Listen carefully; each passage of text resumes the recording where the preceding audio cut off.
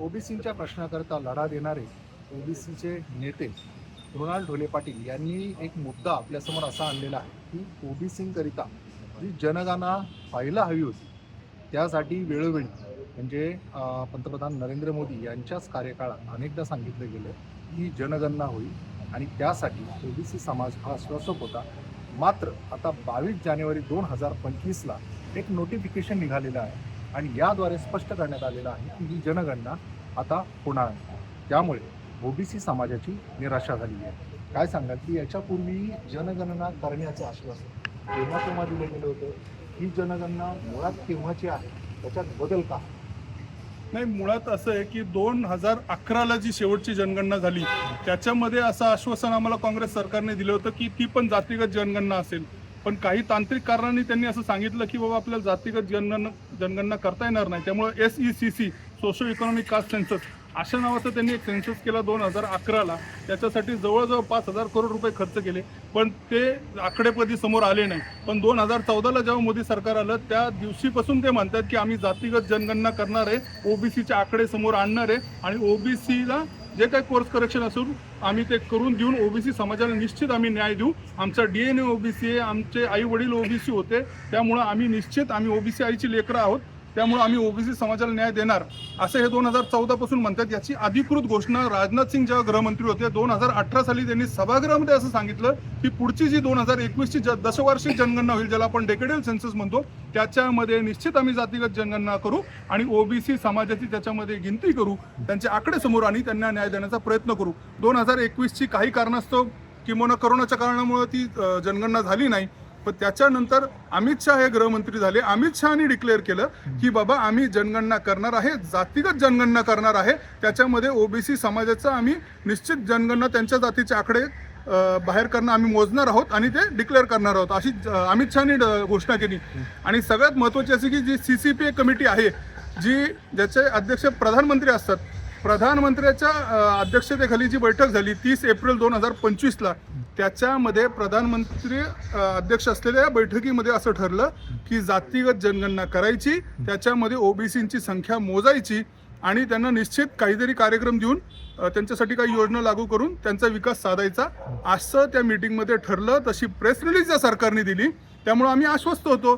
पण परवा 22 जानेवारी 2026ला जे गृह मंत्रालयाचं नोटिफिकेशन आलं त्याच्यामध्ये जनगणना जी आता 1 एप्रिलपासून सुरू होती त्याच्याबद्दल उल्लेख करत असताना की SC STचा उल्लेख आहे, पण ओबीसी अदर बॅकवर्ड क्लास किंवा BC बॅकवर्ड क्लास याचा कुठेही उल्लेख नाही आहे. आमची प्रचंड निराशा झालेली आहे. एवढंच नाही तर आमची भावना अशी आहे की सरकारने ओबीसी समाजाला खूप मोठा धोका दिलेला आहे आणि त्यांच्या पाठीत खंजीर खुपसण्याचं काम या सरकारने केलेलं आहे.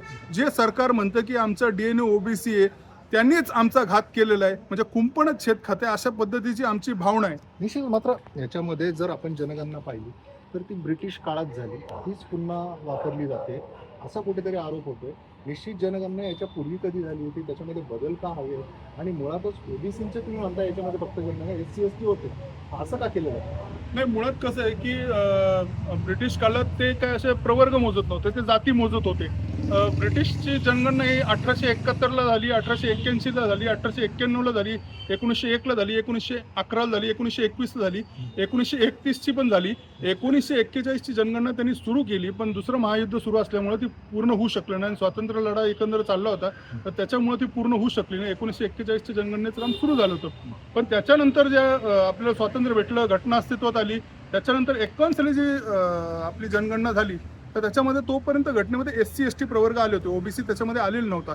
तर त्यामुळे SC ST ही घटनेच्या म्हणजे स्वातंत्र्य काळापासूनच SC STची मोजण्याची पद्धत ही घटनेत आहे, आपल्या सेन्ससमध्ये आहे. कारण त्यांना घटनात्मक आरक्षण आहे, त्यांच्या लोकसंख्येच्या प्रमाणात त्यांना आरक्षण द्यावं लागतं, त्यामुळे त्यांची दर दशवार्षिकला मोजणी करावी लागते.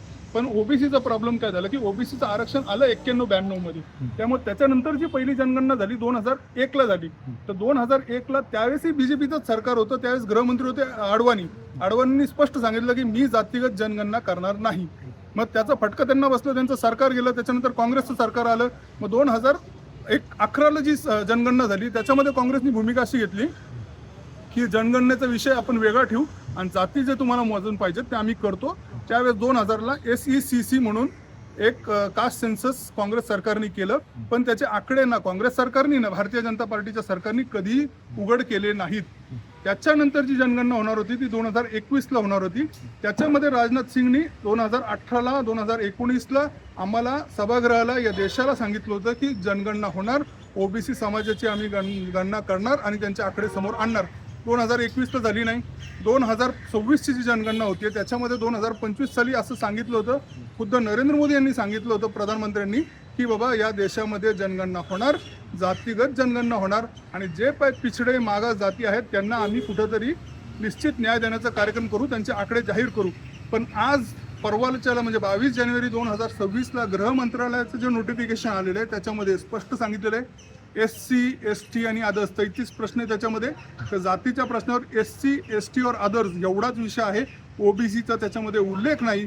आम्हाला वाटतं ही ओबीसी बरोबर केलेली शुद्ध फसवणूक आहे या सरकारने आणि त्यामुळे आम्ही प्रचंड नाराज आहोत. निश्चित. मात्र याच्या बाबतीत तुम्ही काही आवाज उठवणार आहात किंवा त्याच्याबद्दल काही कोर्टात याचिका दाखल करणार, पुढची काय कारवाई? निश्चित विषय काय झालेला आहे की आता 1 एप्रिलपासून जनगणना सुरू होणार, तर आमच्याकडे हार्डली 1.5 महिन्याचाच वेळ आहे.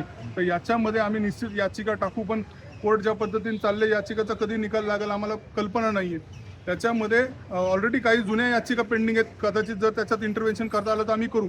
पण निश्चित आम्ही रस्त्यावर जाऊ, लोकांशी बोलू, लोकांशी चर्चा करू, या सरकारबरोबर आम्ही संघर्ष करू की तुम्ही जो वादा केला होता क्या हुआ तेरा वादा, या धोरणाखाली आम्ही निश्चित सरकारला प्रश्न विचारू की तुम्ही सांगितलं होतं जनगणना करतो, आता आमचे आकडे कुठे आहेत, आमचा डेटा कुठे आहे आणि सत्तेतला आमचा वाटा कुठे आहे, हा प्रश्न आम्ही निश्चित सरकारला विचारणार. जर न्यायालयात नाही मला न्याय नाही भेटला तर आम्ही लोकांच्या न्यायालयात जाणार, रस्त्यावर जाणार, सरकारशी संघर्ष करणार. सरकारशी आता ओबीसीच्या प्रश्नावर संघर्ष अटळ आहे आणि हा देशव्यापी संघर्ष होईल.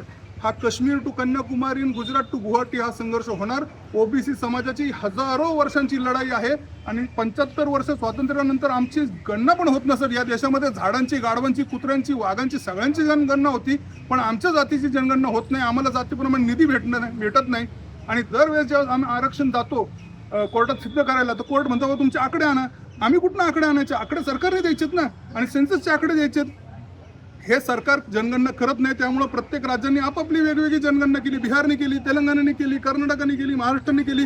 मग जर प्रत्येक राज्याला बजेट टाकून आपली जनगणना करायची तरीही त्याला मान्यता नसती, कारण ते सेन्सस नसतं, तो एक सर्वे असतो.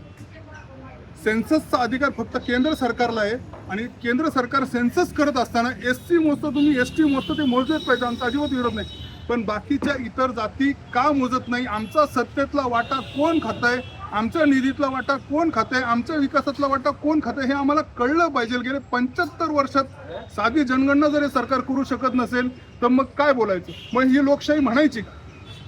तर लोकशाहीवर कुठेतरी प्रश्नचिन्ह उभं करतायत आणि एकूणच जर आपण पाहिलं तर ओबीसींच्या बाबतीत असा दुजाभाव का, असा त्यांचा प्रश्न आहे. आता 22 जानेवारी 2026ला हे जे नोटिफिकेशन पडलं याच्या संदर्भात ते आता रस्त्यावर उतरण्याची तयारी करतायत. आता या बाबतीत शासन काय निर्णय घेते, सत्ताधारी जागे होणार का, हाच खरा प्रश्न आहे. अविनाश पवार, NDTV मराठी.